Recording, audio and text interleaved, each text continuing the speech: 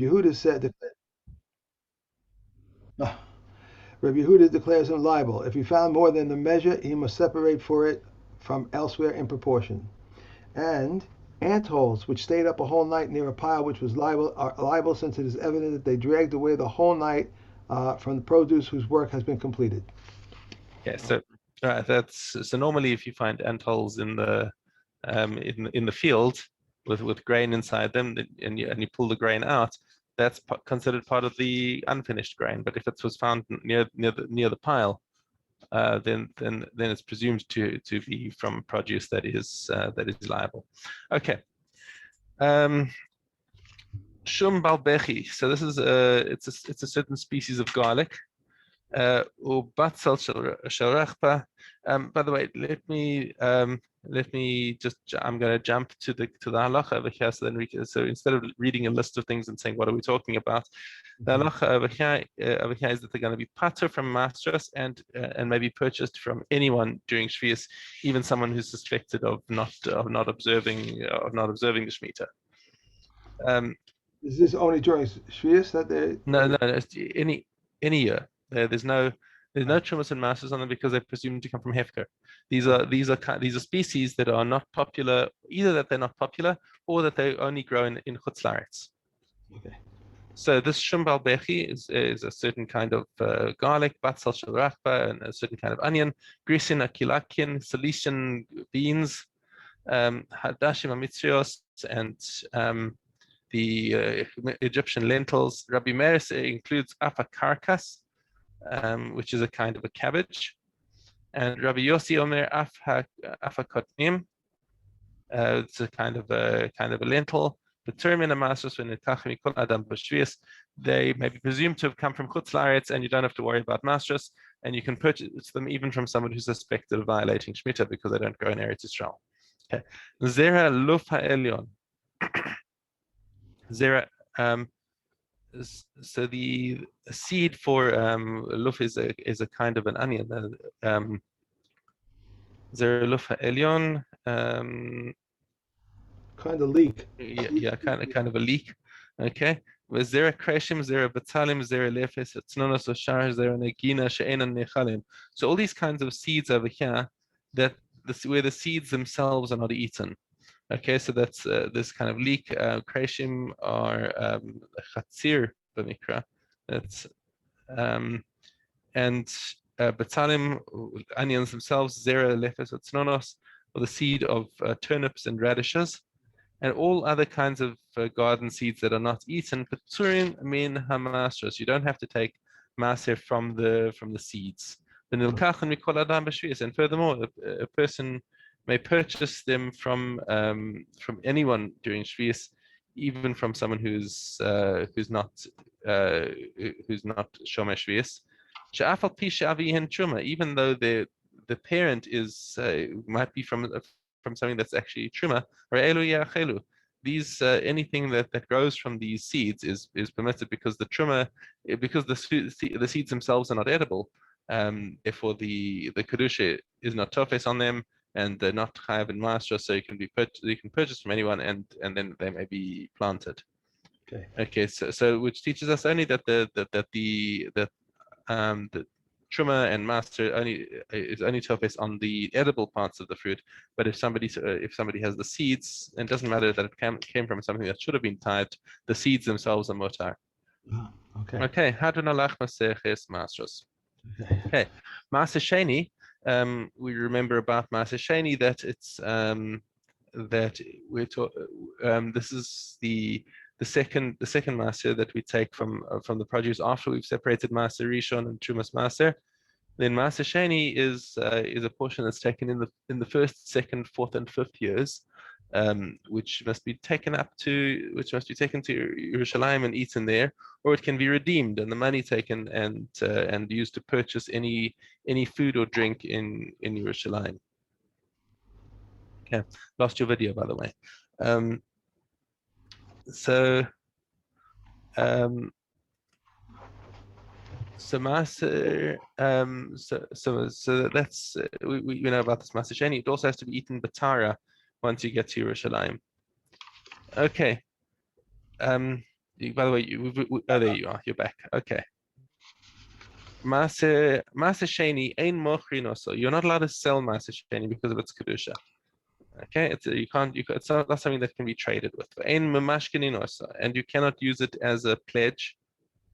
Ein machlifin also, and you can't do a trade, a barter.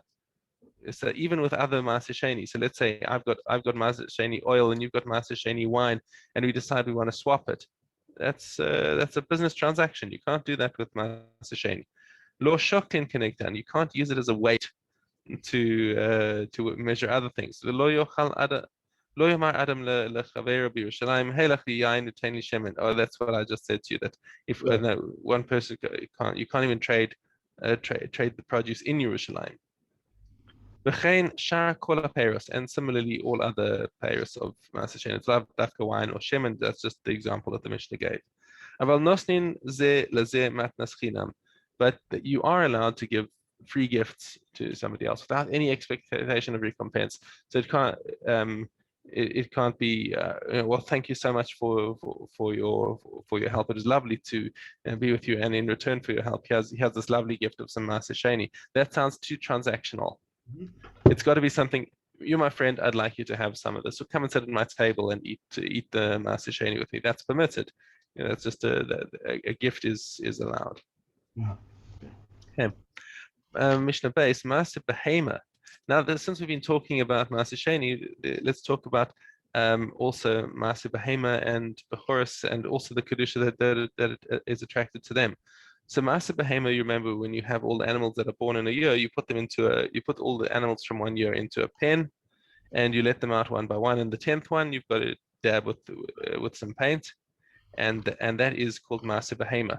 So Maaser Behema, if you have a Beis HaMikdash and it's tamim, then you have to bring it as shlamim, and you get 2 days and 1 night to eat it. If it develops a mum, then it can be eaten anywhere. All right. Then there's the Bechor. The Bechor is born and it's intrinsically sanctified, and it must be given to a Kohen. And once again, if there's a Beis HaMikdash, the Kohen has to bring it as shlamim. He gets 2 days and a night to eat it. If it develops a mum, then he's allowed to he's allowed to sell it to a non-Kohen as well, and it can be eaten as cholim. Okay. It also can be put out to pasture then, also, right? Well, if you have a bechor and there's no Beis HaMikdash, then your bechor has got to sit out in the pasture, right, and you can't do anything with it. You can't work it, and you can't eat it until it develops a mum. All right. So Maaser Behema ein mochrin oso tamim chai. There's a prohibition to sell a Maaser Behema.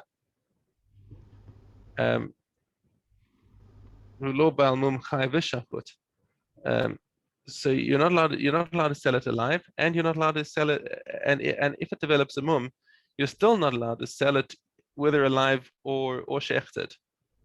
And it's. Sorry, say that again. A Bechor. This is Maaser Behema now. We're talking about Maaser Behema, not Bechor. Oh, the first part of the Mishnah, you're not allowed to sell it if it is tamim. So then you're not allowed to sell it when it is alive. Okay. Well, obviously also not if it's dead, because once it's dead, then it's kodshim. So they mention it just to keep it in concord with the second part of the Mishnah. So you're not allowed to sell it when it's alive, finished, and and if it's a Baal Mum, neither, also not alive or dead, are you allowed to sell it. Now there's a gezerah on selling it when it's a Baal Mum, because you might come to sell it while it's alive, and that's the ikar iser. I'm reading ahead then. It says to me, firstling when unblemished. And then the bechor, mocher nosot tamim chai, but the bechor, you are allowed to sell when it is tamim and chai. This is the kohen. Right. Okay. He's allowed to sell it to another kohen if it's tamim chai. Now